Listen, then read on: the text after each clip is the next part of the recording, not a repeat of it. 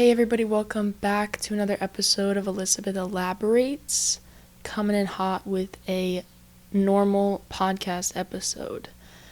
Because I got a little story from today that I want to share with you. So I hope everybody had a good day. I had a pretty good day. It was just one of those days that dragged on, and it felt like I was at work for 14 hours. And it would just not go by. So anyway, I was planning to make a pipe smoking video, and I had gotten everything I needed. I packed it in the car. I got my gym stuff. I was gonna go to the gym and then smoke a pipe, gym, home, and shower and eat dinner and go to bed. And I had meant to make a video like 2 days before, and it just kept like not falling into place. This is all part of the story. It just was not happening, and I was like, you know what, that's fine, don't push it, whatever. I want to make a video, I want to get something else out there, but if it's not meant to be, it's not meant to be. So lo and behold, I'm driving home from work. I'm like, okay, I'm going to go smoke a pipe. It's 35 degrees outside. I can go sit at this park, maybe read, maybe make a video. And I pull in the parking lot. There's one car with a person in it, and then there's one car that's empty. And I was like, okay, so there's one person in the woods or on this trail. So I was like, I'm pretty sure I'm going to be alone, which is great because nobody's going to be on the bench that I wanted to be on. And I start walking by, and I see this man in the distance, but like right at the start of the trail. And I recognize him from about a week ago when I had gone to the park to hopefully smoke a pipe, and the entire fire department was there doing their ice rescue practice. So apparently firemen don't know how to park because they parked awfully, and I had to figure out how to fit in this spot. So I had leaned out the window because this guy was like watching me, and I leaned out my window and I was like, can I fit? And he was like, yeah, you can fit, but... And then he just seemed like he was like a little bit whatever about me like blocking the parking lot as I was trying to park. But then that's why I wanted to talk to him, because I was like, let's just see if you're a nice person or not. So he anyways was like, yeah, just reverse, turn it this way, that. So he ended up helping me park my car, which is great. Because I'm not a good reverse parker. I don't have like a camera. And my little phrase that I always say is, everything I've ever hit, I've hit in reverse. So that was true. That is true. But thankfully I didn't hit the fire department cars, vehicles on either side of me. So ended up getting organized with me and my dog and going in the trail. And then I ran into this guy a little bit later. Let our dog say hi. He introduced me to his two dogs. And I was like, okay, have a good day. And that was that. It was like a normal 1 minute pause in the walk. So today, with the empty parking lot, one car in there, this guy right at the end of the trail, I recognize him as that guy that helped me park the car from like a week ago. And there's this phrase that's, say one more thing than necessary. And obviously this means in a good sense. Like, don't try to have the last word. That's not what it's saying. It's the idea is that like saying hi is enough, but if you ask someone how they are, that's better. Or I don't know. Think of any other situation. So say one more thing than is necessary. And that's something that my brother actually told me, because him and his fiance are trying to like live by that this year. So this is one of those like little phrases that I kind of get stuck on and want to adopt. So that's like the whole reason of elaborating on things, is like those ideas. And so I see this guy approaching, and he kind of starts moving aside, but his dog stays in the lane that I'm in because like the snow is really packed down from people walking on it. And so I walk by, and I just say, hello. And he's kind of like, hey. And I said, I don't know if you remember me, but I met you last week with your dog. And like our dog said hi. And he was like, oh, okay. And I said, can I pet your dog? So he has this little dog named Sadie. And so I said hi to Sadie. And he just was just like hanging out and watching me. And then he just is like looking at me. And I kind of like stand up and I'm just looking back. And he's like, I don't know if you remember, but okay, well, let me say, he's probably like a 60-something-year-old man. White beard, like piercing, beautiful, icy blue eyes, hat, full winter gear, leash around his neck, little spikes on his boots. He's a little shorter than me, and he just looks like a very jolly, nice gentleman type of guy. So anyway, he's looking at me and he goes, I don't know if you remember, but like I had 2 dogs when I saw you. And I was like, oh yeah, I do remember. You had this one and the black one. And he was like, yeah, I put my dog down yesterday. And I just like shot up. I was like, no, are you serious? And I was like, really? And I think he was kind of surprised by my reaction, because I guess why would a stranger care so much that you put your dog down? But I could just see in his face, like, and his body language, he was just so sad and mellow about all of it. And it's just like, it made me sad. And I was like, I'll talk to you about your dog. So we stood there for a good 10 minutes in the middle of this trail. It's freezing cold outside, just talking about his dog.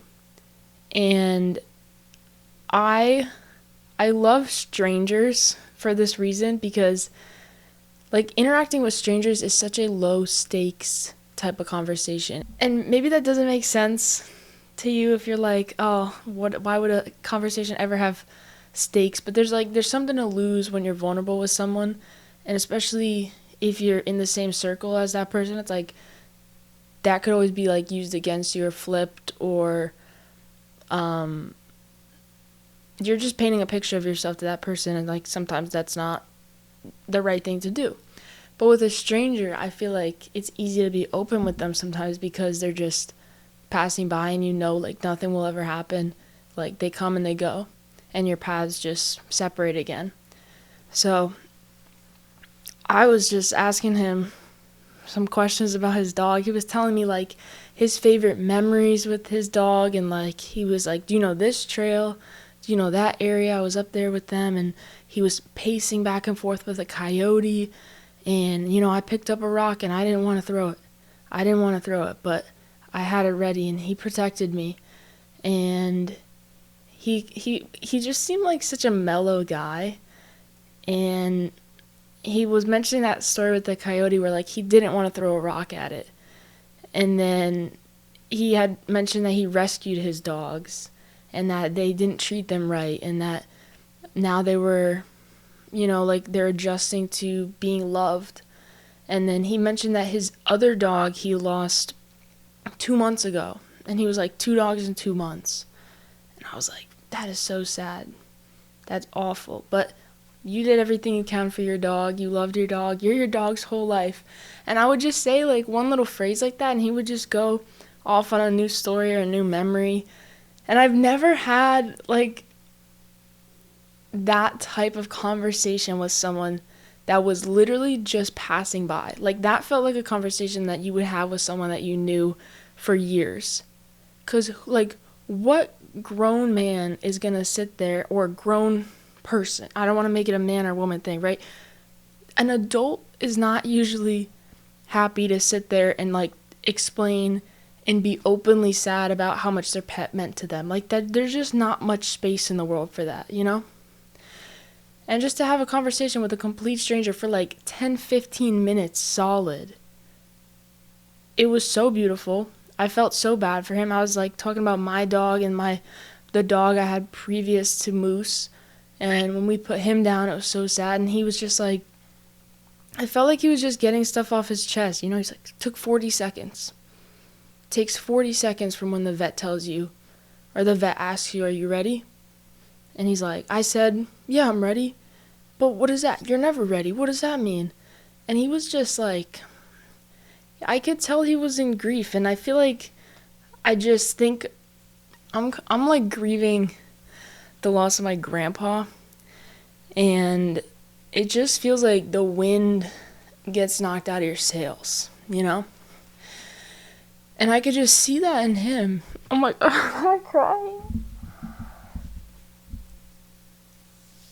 And it was kind of a slow conversation, too. I like slow conversations. I like silence. I like thinking in between what I'm saying. And I could just tell from his personality that he was a very contemplative person. And so I just asked him, I was like, do you read books? And I had my little book with me, and I was like, I'm a reader. I don't know if you're a reader, but I would recommend this book called Dog Songs by Mary Oliver. It's like one of the best books I've ever read. And it's just, well, it's not even a book, it's poetry. And I could tell that he was actually going to read it, because there's people that you say, like, oh, I like to read, and then you recommend a book and you know they're never going to pick it up. And he literally said to me, he's like, I'm going to Barnes & Noble tomorrow to get it. Mary Oliver, Mary Oliver. And he like kept repeating it multiple times throughout the conversation. And like he recommended some books about dogs to me too. And yeah, I hope I see him again. But that was kind of fun, because I just was like, I sat down on the bench after that, and you know, my lighter didn't even have fluid in it. It was too cold, and I just thought, like, this is the reason why I was supposed to like pick today to go to the park, or not go home and change and then go to the park. Like, all these little things of, I meant to do that 2 days ago, didn't work. I meant to do it like, I planned my schedule and then it just didn't work out. And then like this moment, I have this great conversation with this guy, and of course he's apologizing for like, oh, I don't know why I'm like dumping all this on you. And I was like, you're not dumping anything on me. I know exactly how it feels. It's a horrible experience to go through. I'm so sorry for you. Thank you for sharing your story. I hope you read that book. I hope you love it. I think you will love it. And have a good day. And then we kind of like went our separate ways. And he wasn't like overly emotional. It's just like he just had the wind knocked out of his sails. Like, he was looking so intently at me, which is why I remember him having like crystal clear blue eyes. And it was like very striking because his beard was bright white. But he was listening. And even like on my side of the conversation, like, that's nice to feel, you know? Like somebody wants to tell you their story. Somebody wants to look you in the eyes, or like why would he want to say any of that stuff to me? And then just because I cared, just because I said the one extra thing where I could have just said hi, but I said, oh, I don't know if you remember me, I remember you, can I pet your dog? You know, and now here I am like 4 hours later feeling emotional about it. Like, anyway. And obviously that's like some of my grief still coming through. But that's just how it goes. It comes and goes in waves. Oh, and that's what he said to me too. He was like, I don't know what to do with it. Towards the end of the conversation, he was like, it is all I can think about. He was like, I don't know what to do with it. Every day I think about it. Or like, constantly I think about it. And I was like, that's how it goes, you know? And that's when he was apologizing for like saying everything he'd said. And I was like, you don't have to apologize. Like, you just have to feel what you have to feel. And it comes and goes, you know? I mean, I didn't expect to cry about it. I think I'm still grieving my grandpa. And then he kind of embodied and verbalized a lot of how I am feeling. But he's feeling that way for his dog. But then, like, contrast that with really connecting with someone and feeling like you had a really great conversation. And like, that's the reason that I was meant to be at the park that day. Like, I do think everything happens for a reason. I don't know who he has to text or call and say that, oh, I miss my dog so much today. Like, you don't do that. I didn't do that when I lost my dog. Maybe you do if you have really good people in your life, but something about stopping with a stranger to talk about it for 15 minutes gives me the feeling that he hasn't done that with someone else. I really hope I get to see him again. Honestly, if I run into him again, I might just ask to walk with him. At least for a little bit. And just talk about life and get to know him a little bit, because he seemed like a really awesome guy. And I want to know what else he reads. From one reader to another.